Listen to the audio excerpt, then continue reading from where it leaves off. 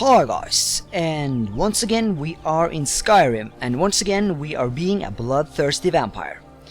And this video was a video that was requested from a couple of users in the previous vampire video, and this is going to be kind of like part 2 of my vampire tutorial guide thingy. And in this video I'm going to demonstrate all the spells and powers you gain from being a vampire. And I'm also going to give you guys some useful tips and tricks for being one. And first of all, I just want to say to you that please watch my first vampire video if you have any questions, because that video covers the basic things about being a vampire. So if you haven't watched that, you might have a hard time understanding what I'm talking about in this video. So let's get started. The powers you gain from being a vampire is Embrace of Shadows, Vampire Seduction, Vampire Servant, and Vampire Sight.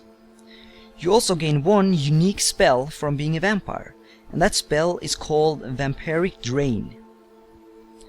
So right now I'm going to show you all the spells and all the powers and show you what they do. So why don't we get started? The first power I'm going to show is the Vampire Sight. This power grants you night sight or night vision for 60 seconds and basically allows you to see better in the night, if that made any sense. This spell is useful because you have to be in the night almost or in the dark when being a vampire, because you're vulnerable to sunlight. So it's a good thing to be able to see your enemies while in the dark. Although it isn't the most useful thing, it is kind of, it's kind of neat. It's a practical little thing, although it doesn't have too much of an impact on your gameplay. The second power I'm going to show you is the one that's called Vampire Servant. As you can see here, I have recently killed a little bandit, and there I used the Vampire Servant power, and now she starts living again. Basically what this power does is, you can reanimate a weak dead body for 60 seconds if you're stage 1, but what's unique about this spell or power is that the higher stage of vampirism you are, the higher or more powerful the body you can reanimate.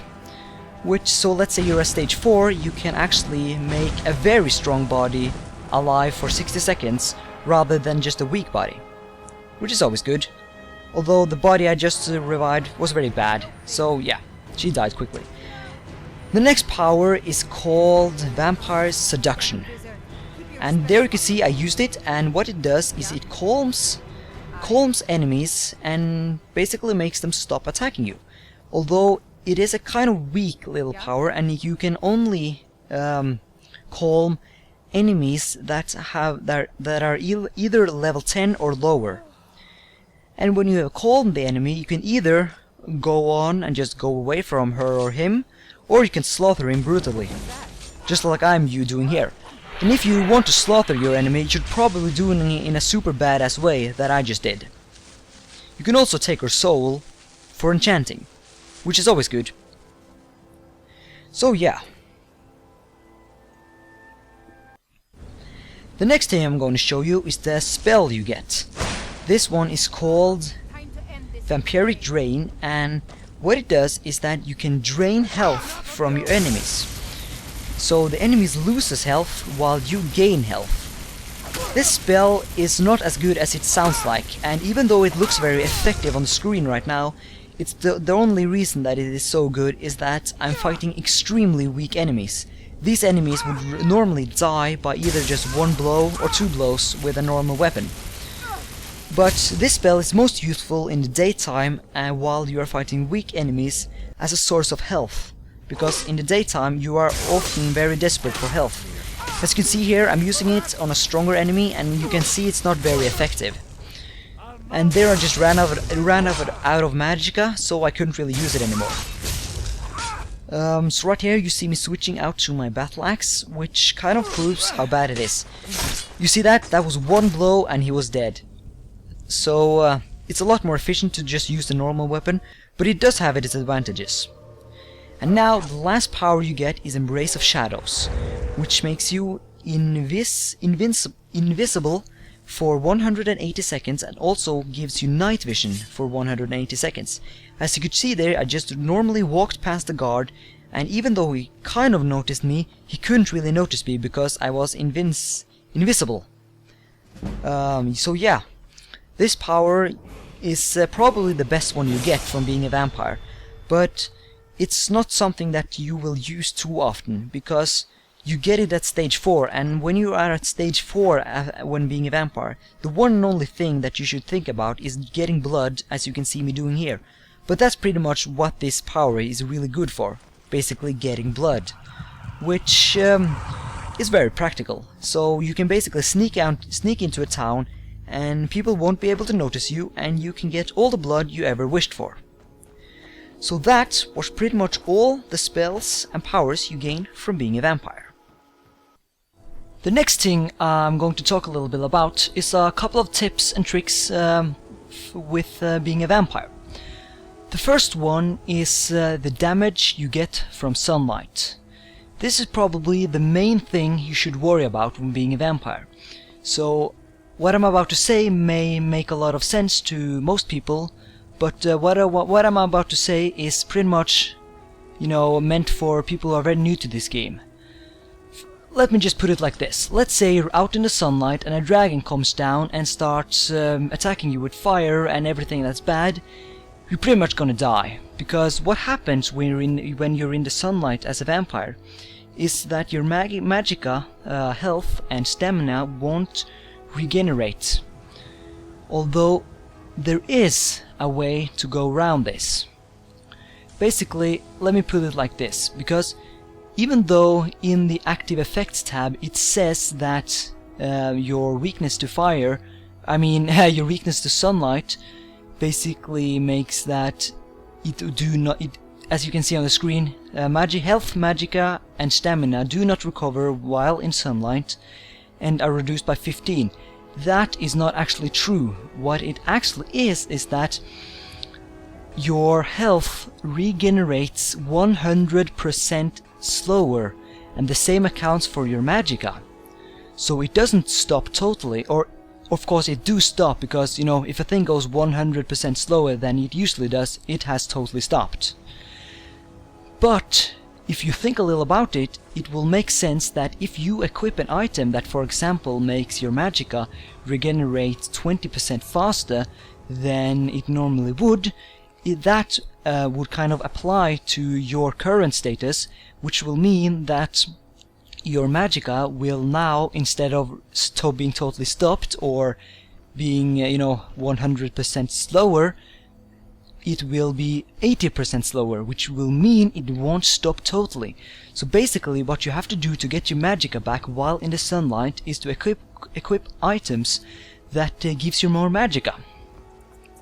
And the easiest way and the best way is probably, to equip an item such as this one, which makes that magicka regenerates 100% faster, which will basically put it back to normal.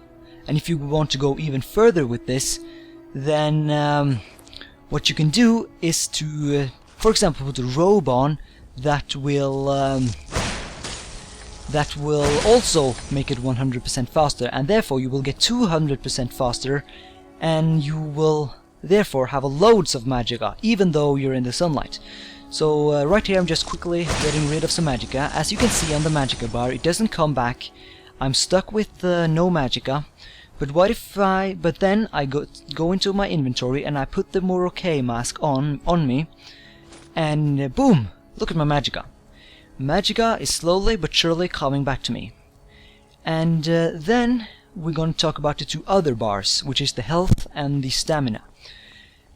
It kind of makes sense, and it's almost so that I don't really need to say this, but basically what you have to do is equip healing spells, or 1 or 2, it doesn't really matter, and then heal yourself. So with this way you will get both your magicka back in sunlight, and you will also get health back in sunlight. And that is really practical and really awesome in my opinion. The last thing is your stamina, and that can also be solved, but it's a little more difficult to do. What you have to do is to go into your skills tab and then find restoration. then you have to go into the perk tree and then go up to the one that says Respite, which will mean that healing spells also restore stamina. And with this perk here, when you heal yourself, you will also get your stamina back. I haven't really unlocked this perk with this character yet, so you can't really see it. But if you're a mage, it really is very practical. The last thing I'm going to show you is a little glitch or bug or whatever you want to call it that I found messing around with vampirism. It is pretty much if you equip this one, which is the Thieves Guild hood, if you equip it and put it on your head, instead of actually equipping it, you will simply lose your hair. That looks rather awkward. And just to prove that my hair wasn't as like this before I started this video, I'm going to go into here and unequip it, and you can see on my guy, his hair is back again. So if you really love the Thieves Guild, you might want to think twice before you become a vampire. That's pretty much everything that I had for you guys in this video. So if you like this video, then be sure to leave a rating, and also I'm planning maybe to make a tutorial on how to cure vampirism. So if you're even slightly interested in that, then please leave a comment about it and I might do it. So yeah, that was pretty much that. Thank you so much for watching, and I hope I see you again.